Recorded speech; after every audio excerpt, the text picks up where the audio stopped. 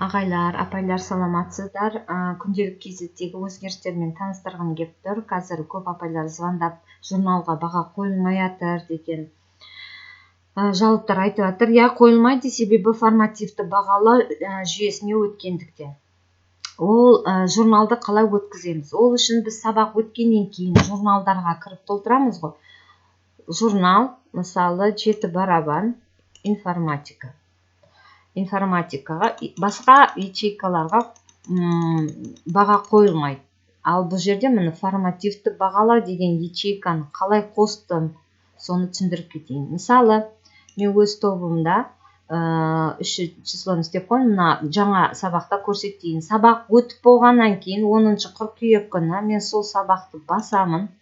Сабақ парақшасына өтемін. Мынау сабақ парақшасы, тақырып берілген, барлығы үй тапсырмасы берілген.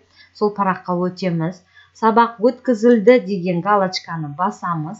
Мына қатысу, баға қоятын баған жоқ. Оны қалай қосамыз? Сабақ жұмыстары деген жоғарда не бар? Бөлім бар. Соған жұмысты қосу. Жұмыс типінің ішінде бүйтіп астына түсірсеңіздер, формативті баға деген тұр. Соны қосамыздағы жасау арқылы бізде қазір байқасаңыздар, формативті баға деген баған пайда болды. Бұл 10 ұпай арқылы бағалау жүйесіне өту және бағаларды 10 ұпай арқылы процентінен бағана жібердім есебі бойынша.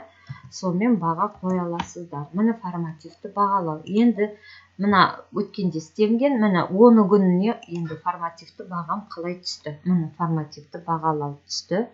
Енді осы бағалардың барлығын қорытындысы ретінде бір БЖБ және бір ТЖБ арқылы қорытынды баға шығады екен балаға.